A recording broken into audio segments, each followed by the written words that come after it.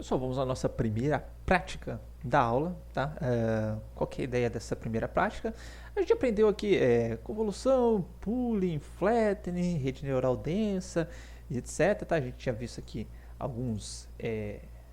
Opa, tá de sacanagem lá. A gente viu aqui algumas arquiteturas aqui de redes neurais. Eu vou pegar uma dessas, por exemplo, pegar essa daqui que tem inclusive, isso daqui é para base Cifar 10 que a gente vai utilizar, tá? Igualzinho que a gente vai utilizar. Por exemplo, eu quero montar essa rede neural convolucional, certo? Para classificar as minhas imagens, tá? Como que eu pego isso daqui, aplico e a gente vai ver isso funcionando na prática, tá? Bom, para isso, a gente vai utilizar uma biblioteca, o famoso TensorFlow, tá? Desenvolvida por ninguém mais, ninguém menos que o Google. Tá aqui, ó. TensorFlow é uma biblioteca de código aberto para aprendizado de máquina, não só para redes neurais, tá? Tem outros algoritmos, mas o bom deles aí é para redes neurais, tá? Nossa, dá para fazer rede neural tudo quanto é tipo que você pensar, já tem rede pronta e etc, tá? É um sistema para criação e treinamento de redes neurais para detectar e decifrar padrões, correlações. Isso daqui é texto do Wikipedia, mas enfim, tá? Temos aqui a página do TensorFlow, a criação fácil de modelos. E realmente eu gosto dessa criação fácil de modelos deles. Eles já têm uma série de tutoriais aqui bem legais aqui dentro do TensorFlow, ó. Somente o Google que produz, mas enfim, né? Várias empresas grandes utilizam o TensorFlow, a documentação dele é legal, tem muitos tutoriais aqui, tá? Mais particularmente dentro do TensorFlow, se vocês forem procurar, a gente vai trabalhar com o Keras, tá? Ele está dentro do TensorFlow, aqui Keras.io, tá?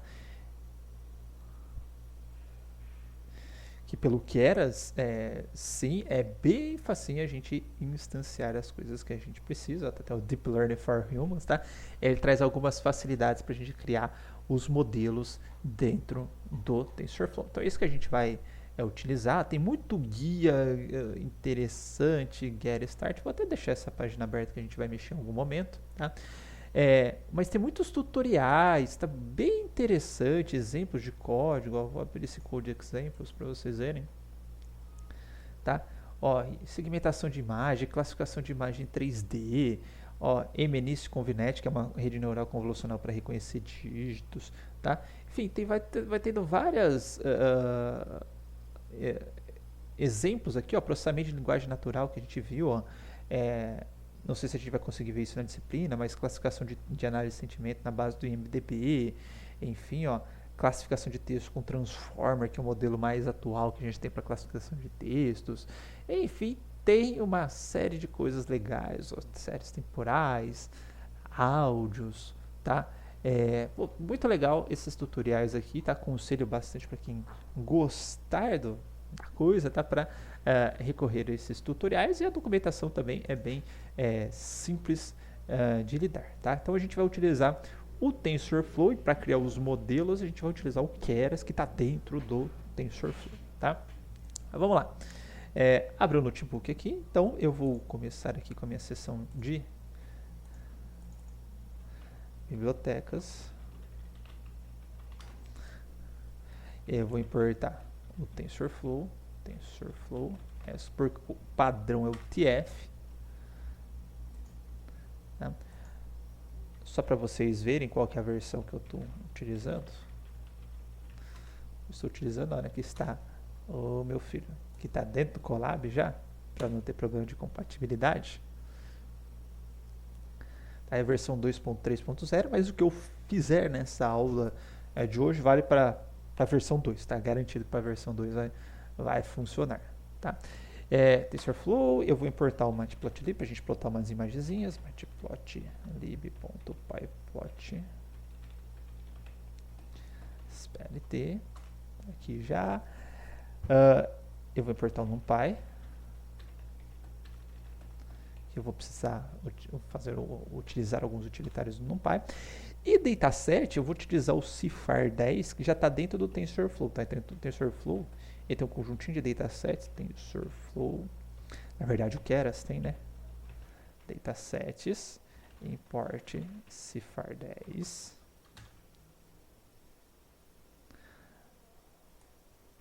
Tá? Se eu pegar import não, né, meu querido front TensorFlow. Vou pegar os datasets aqui.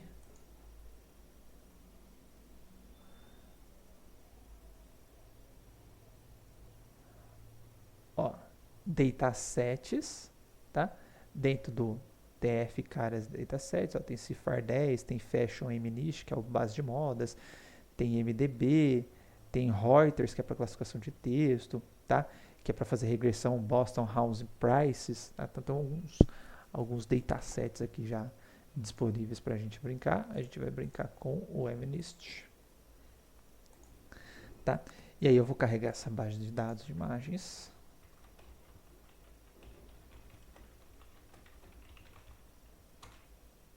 Tá?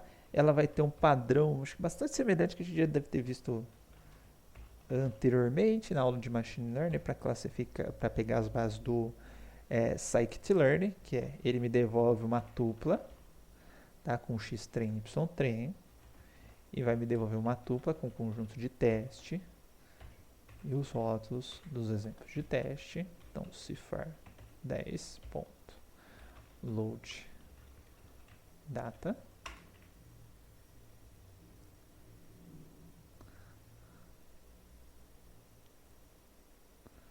Aí ele está baixando a base de dados. Eu acho que o Keras ele tem mais datasets que aquele que estão mostrando. Vamos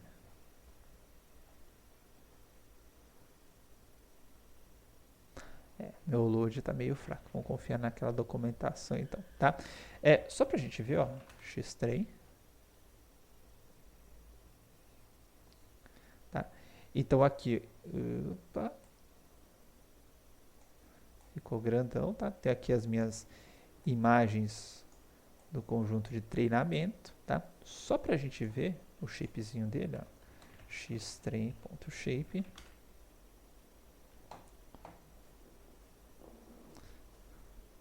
Ó, eu tenho 50.000 imagens, tá? 50.000 imagens, tamanho 32 por 32 e no formato RGB, 3 pixels, ok? Então, se a gente quiser ver uma imagem, né, plt.imshow, eu vou pegar o meu xtrain, vou pegar a primeira imagem, só pra gente ver, ó. Tá? Isso daqui é um sapo, tá? Só pra deixar claro que está com muita baixa resolução a imagem, que é 32 por 32, mas isso aqui é um sapo, tá? Aqui, o 1. Tá? Aqui nós temos um veículo automotor, que é um caminhão. Quero ver se vocês estão bons de imagem, tá? Isso aqui é bom para fazer teste psicológico, sabe? Essa base aqui. A gente tem uma categoria que é automóvel, aqui eu tenho outro automóvel, enfim, tá? E se a gente for ver a classe, ó, y teste, não, ytrain, eu tinha criado. Aqui eu tenho as classes do ytrain, tá? Se a gente pegar aqui o np.unique, tá? Eu tenho valores que variam de 0 a 9, tá? Então a classe está sendo representada por um inteiro aí. Mas o que significam esses inteiros, tá? Então se a gente procurar em MNIST, cifar10, que é MNIST, cifar10 no Google, tá? Tem o cifar 100 também, que são com 100 classes, tá?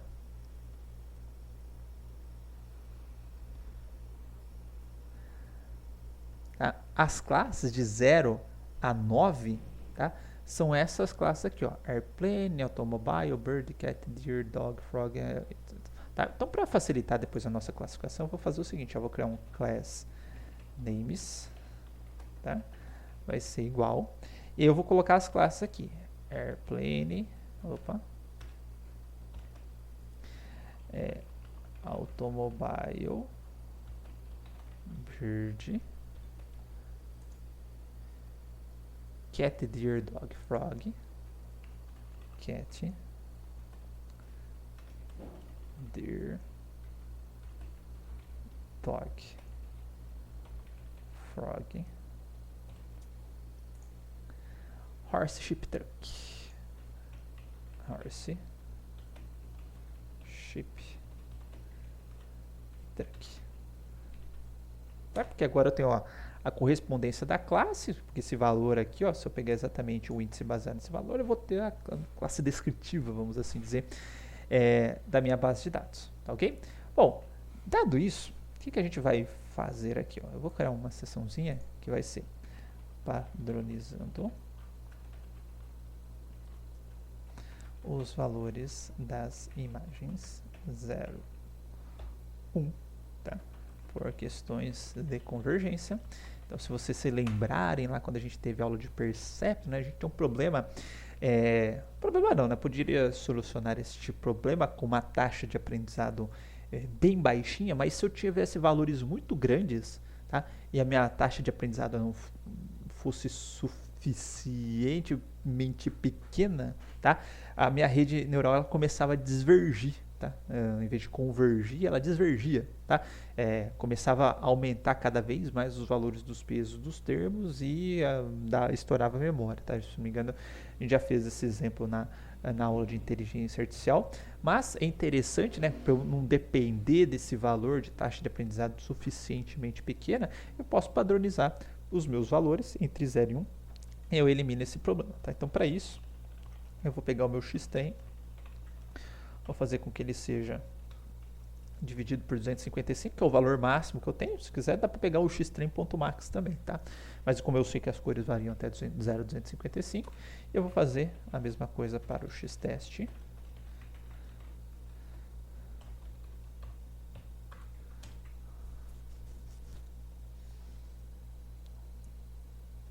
Só para a gente ver o resultado.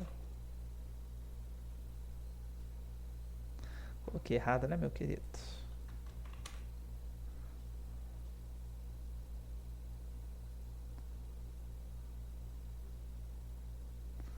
Tudo bem? Então, nós temos aqui a nossa rede neural, não, o meu conjunto de treinamento, tá? Com os dados padronizados entre 0 e 1. Ok? Beleza, dado isso, tá? Que eu tenho minha base bonitinha, tem conjunto de treino, tem conjunto de teste e tal, eu já consigo, tá?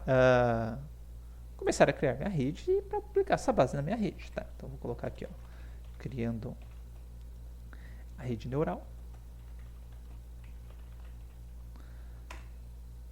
Tá certo? Vou dividir algumas subseçõezinhas, tá? Por partes. A primeira vai ser criando o modelo sequencial, tá? Nessa parte do modelo sequencial, a gente vai criar o nosso modelo da rede neural. Eu falei que eu vou usar o Keras, ó, Keras, tá? Sequential. Qual que é a ideia do sequencial, tá? É que eu vá colocando camadas sequencialmente, tá? Então, eu quero uma camada de pooling, coloca. Eu quero uma camada camada de convolução, quero camada de pooling, quero outra de convolução, quero de pooling, quero de flattening, quero a densa. A gente vai colocando essas camadas sequencialmente, tá? Então, para criar isso, a gente vai criar um modelo sequential, um objeto da classe sequential, tá? A gente vai agora adicionar as camadas na nossa rede. Camadas de convolução e pooling. Vou separar por partes, tá?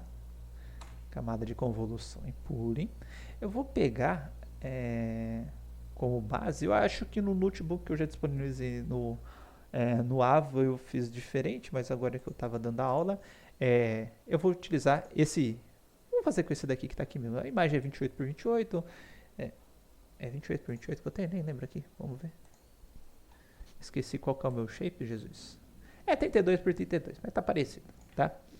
Naquela base lá, eu acho que é de dígito, não é para essa base específica aqui, mas vou fazer igual, tá? Eu tenho a entrada aqui, eu tenho um par de camada de convolução e pooling, e depois a parte densa. Então, a gente vai criar essa parte aqui agora, convolução e pooling, tá? Vamos lá.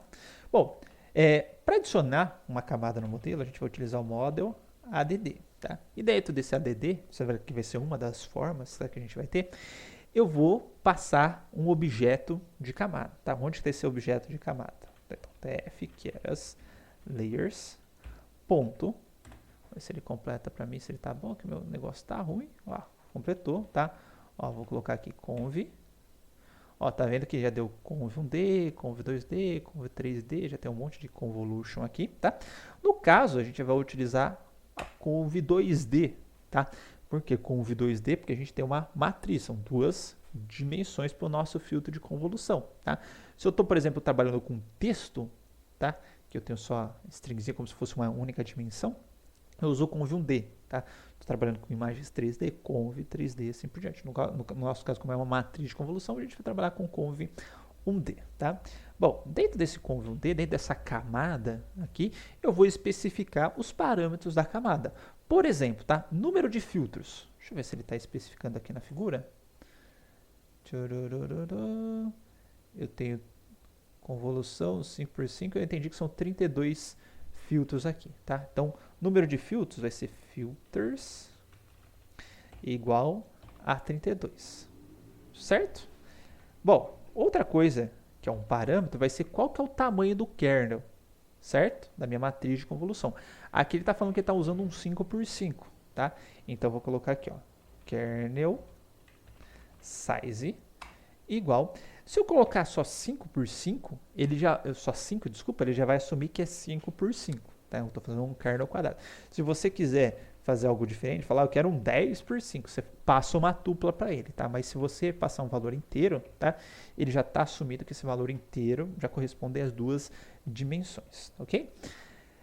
Outra coisa que a gente tem aqui para passar é a função de ativação. Lembra? Ó, activation vai ser igual ao relu, ok?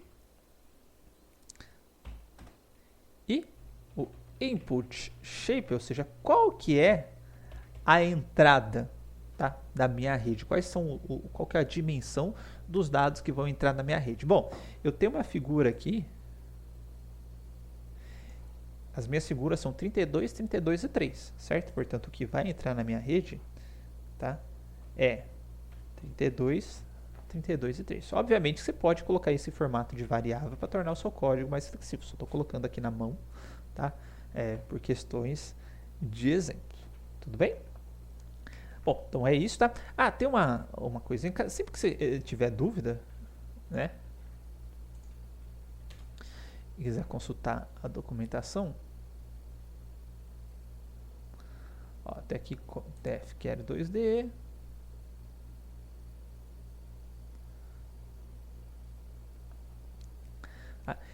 Eu não cheguei a mencionar, tá? Mas o kernel de convolução, ele tem também opção do padding válido, ou seja, se não dá, ele pula, tá? Que é o padrão, tá?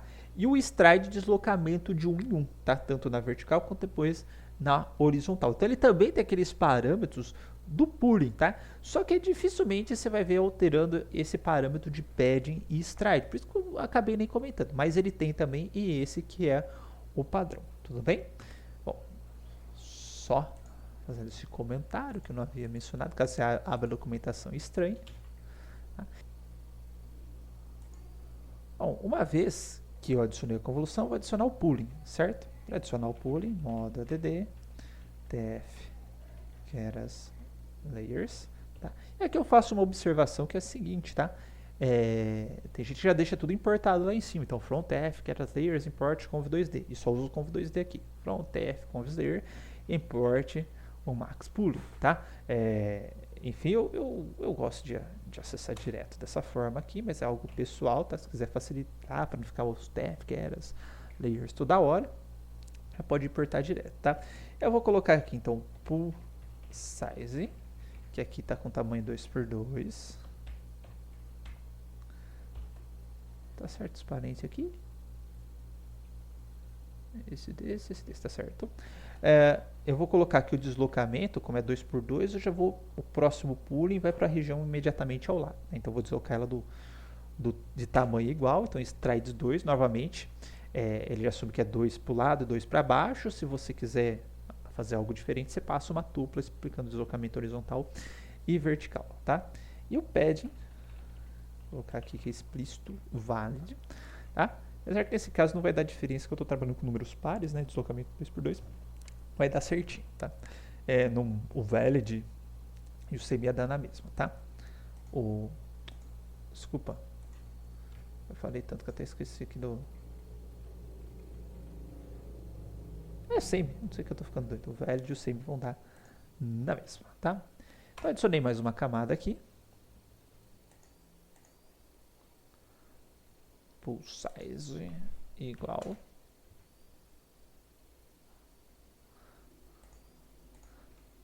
Vamos voltar para nossa imagem que a gente estava trabalhando, tá?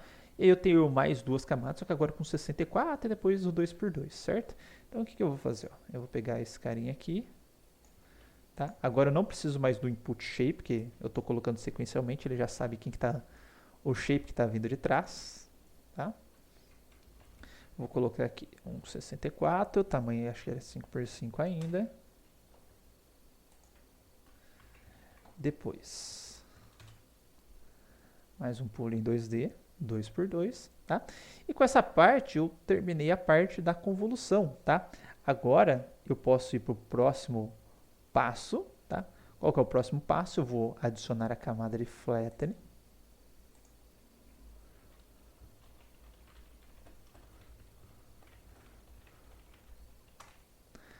Tá?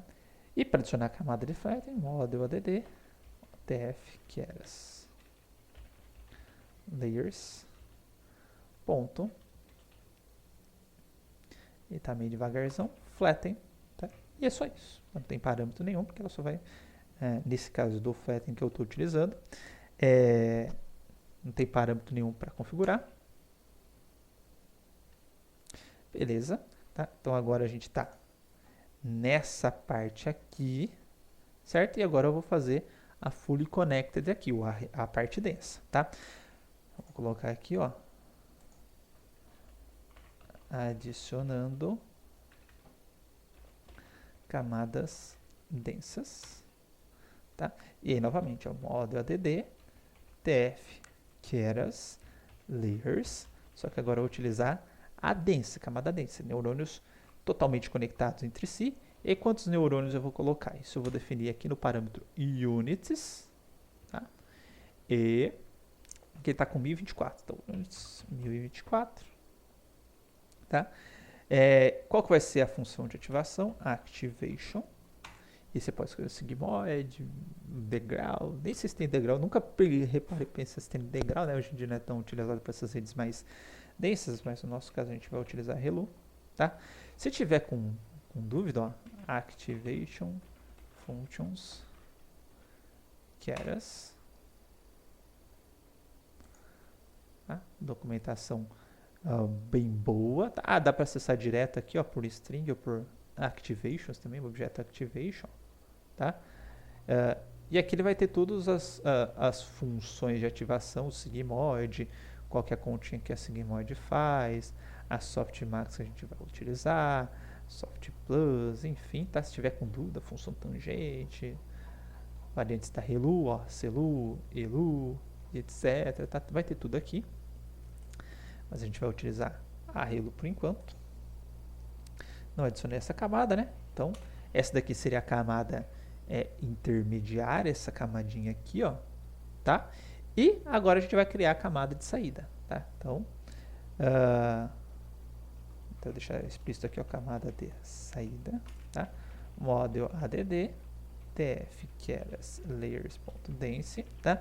E aí o número de neurônios na minha camada de saída, como é um problema multiclasse, se fosse binário eu precisava de um só, né? E aí eu respondia com valor próximo de 0, né? Abaixo de meio, por exemplo, eu classifico da primeira classe, acima de meio ou igual a meio, eu classifico da segunda classe, mas como eu tenho multiclasse, eu tenho 10 categorias aqui, eu vou criar um neurônio para cada uma das categorias, então units igual a 10.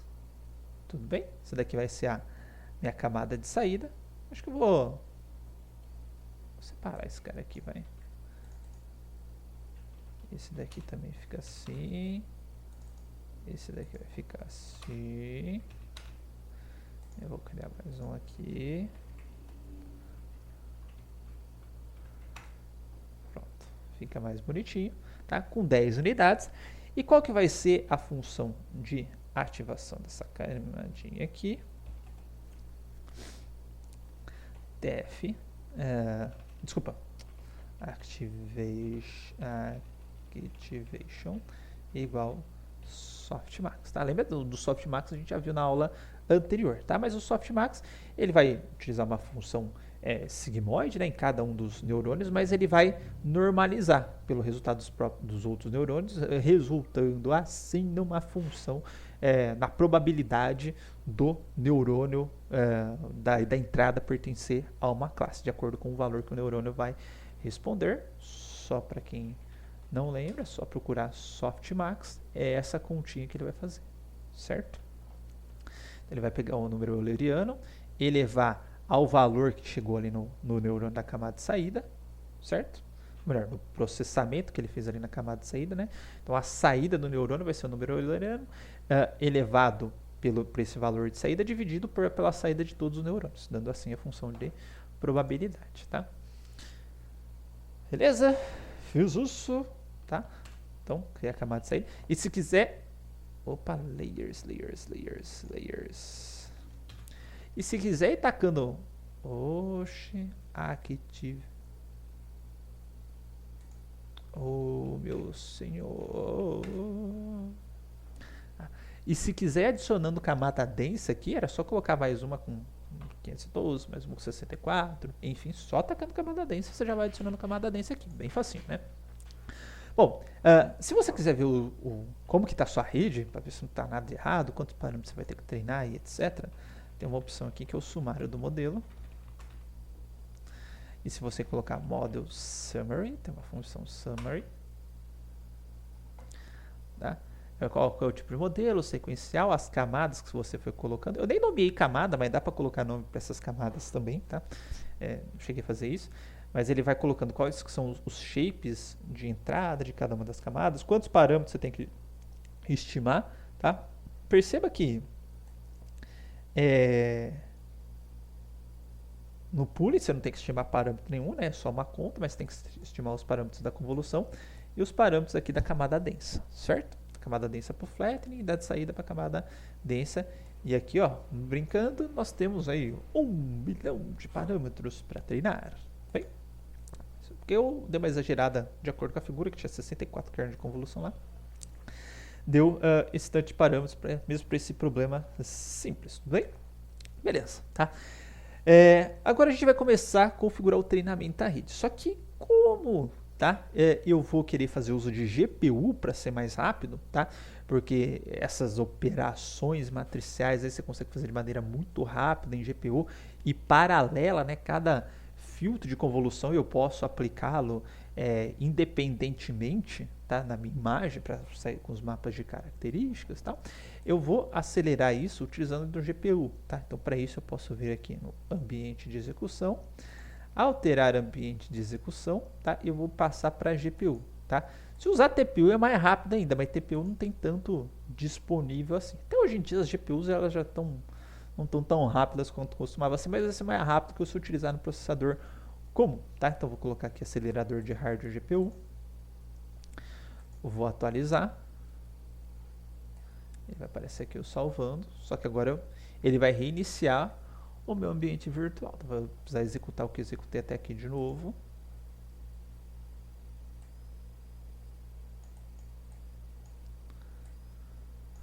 Então, um pouquinho mais para o lado. Já foi, tá? Então, vou executar tudo.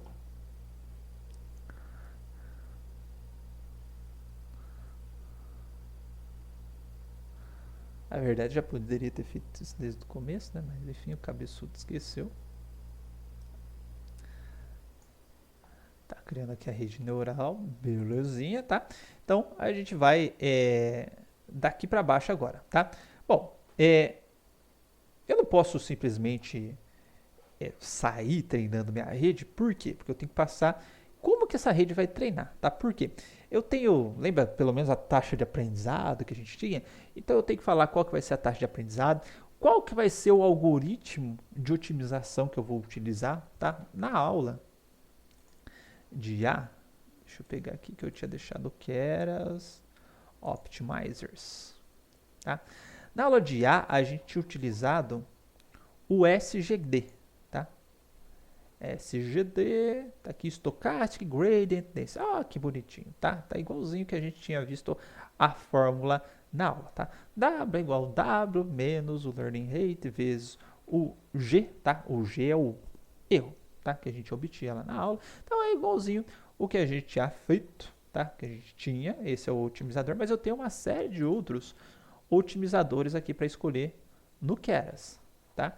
Então, se a gente baixar aqui, tem o RMS Prop, ADA, da grade, da Max, enfim. Eu gosto bastante desse ADA, tá? Eu achei ele bem rapidinho e que dá uns resultados bem legais. Ele é um pouquinho diferente do SGD, tá? As continhas que ele faz. Cadê você? Tá aqui. As continhas que ele faz para aprender. Eu gosto bastante dele, ó, e perceba que a gente pode configurar a taxa de aprendizado, tudo bonitinho, dentro desse cara aqui, tá? Então, eu posso passar tanto esse objeto do ADA, Keras Optimizer ADA, tá? Ou eu posso passar uma string para ele, tá? Então, por exemplo, a hora que eu for criar um model compile, que é dentro desse método aqui, que eu vou passar os parâmetros de treinamento, tá? Vou colocar aqui, ó, compilando o modelo. Aí eu vou colocar optimizer, aí eu posso colocar igual e aí colocar tf keras optimizers, tá? Ponto ada, tá? E aí passar todos aqueles parâmetros do ada, tá vendo? Ou, tá?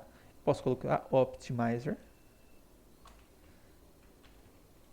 Adam também vai funcionar, só que ele vai vir com aqueles parâmetros padrão do Adam, tá? Que eu vou deixar nesse momento. Eu vou colocar a função de perca, tá? Loss, tá vendo aqui? Tem uma documentaçãozinha aqui interessante, tá? Qual que é a função de perca, tá? É aquela que eu meço a diferença, tá? Entre o neurônio, né? Entre a saída do neurônio e o valor real do neurônio, tá? Aqui dentro do start daqui, deixa eu voltar aqui para onde eu estava. Optimizers, tá? Tem aqui o losses, tá? E o losses ele vai explicar cada um dos diferentes tipos de losses que a gente pode utilizar, tá? No caso, tá? Onde é que eu tô? O meu loss, tá? Vai ser o sparse categorical cross entropy, tá? Então, se você procurar o que é o sparse categorical cross entropy, tá? É utilizado quando eu tenho essa saída numérica, tá? Para cada classe eu tenho um valor numérico. Isso vai mudar, por exemplo, se na classe, em vez de um valor numérico, tiver um on-hot encode, por exemplo, aí já vai virar categorical cross entropy, tá? Então, isso vai variando de classe para classe. Ó, categorical cross entropy, deixa eu colocar aqui. Até aqui, ó, binary cross entropy, ele vai falar quando você vai utilizar, a gente já vai utilizar, ó, quando sua saída é só 0 ou 1, tá? Vamos colocar, ó, categorical cross entropy, tá? Usa essa função de, por exemplo, o R2 or more label class, we expect, a gente espera os labels que sejam providos na representação on-hot. Né? A representação on-hot não tem valor 1 para a classe correspondente, 0 para demais, tá?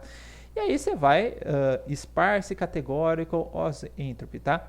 Ó, we expected labels to be provided by integers. É isso que a gente tem nesse momento. Então, por isso que eu vou utilizar o sparse categorical cross entropy, mas dependendo de como está o seu rótulo lá, você vai mudar esse loss aqui, tá? Para ele calcular o quanto que a sua rede está errando. Tá? Então, e você vê se ela de fato está convergindo durante o treinamento. A gente vai utilizar isso daqui. E também a gente pode utilizar métricas aqui para acompanhar o quanto de exemplo, não o quanto ele está errando no termo da saída do neurônio, vai falar, se eu pegar essa rede que eu tenho aqui e tentar classificar os exemplos, tá? Quanto que eu estou acertando no meu próprio conjunto de treinamento? Obviamente que isso não quer dizer nada o quanto você vai acertar em dados não vistos, por exemplo, seu conjunto de teste, mas dá um indicativo bom se a rede está aprendendo ou não também, tá? Nesse caso aqui, eu vou utilizar a acurácia, que é a taxa de acerto. Tudo bem? Compilei o modelo, tá? Agora eu posso treinar esse modelo. Tá? Vou colocar aqui, então, o animal.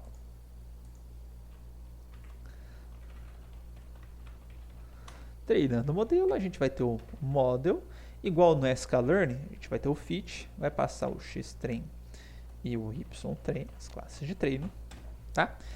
Aqui a gente vai ter um parâmetro adicional, epochs, seria o número máximo de épocas de treinamento, tá? Nesse caso aqui, ele vai treinar até esse tanto de épocas que a gente passar. Existem algumas formas de fazer early stopping, de você verificar se não houve taxa variação na perda, enfim, para parar antes, tá? Mas aqui não vou entrar em toda essa teoria que a gente já está com o tempo apertado. Eu vou falar, ó, treina até 5 iterações, ou seja, ele vai apresentar durante 5 vezes todos os exemplos da rede e vai ajustar os pesos, né, da rede, os parâmetros da rede com base em todos esses exemplos, tá? Então, eu vou dar um model fit aqui.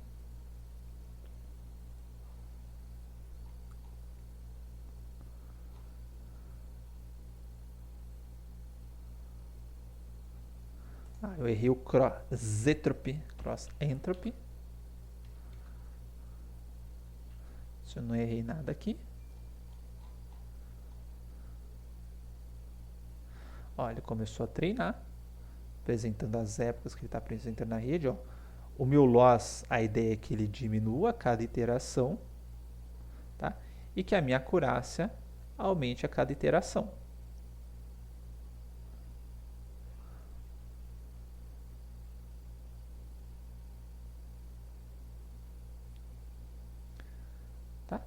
Terminei aqui com uma acurácia de 80%, tá? Perceba que ele começou acertando 49% dos exemplos. Aqui ele já terminou com 80%. Perceba que conforme eu estou aumentando aqui, ó, o número de épocas, as épocas estão passando, eu estou diminuindo meu loss, ou seja, meus neurônios estão errando menos, eu estou aumentando a acurácia. Eu vou mandar treinar mais 5 vezes, tá? Ele já começa, como eu não resetei o meu modelo, ó, ele já começou com a acurácia e loss do modelo anterior, com os pesos do modelo anterior, tá? Então, posso fazer isso daí.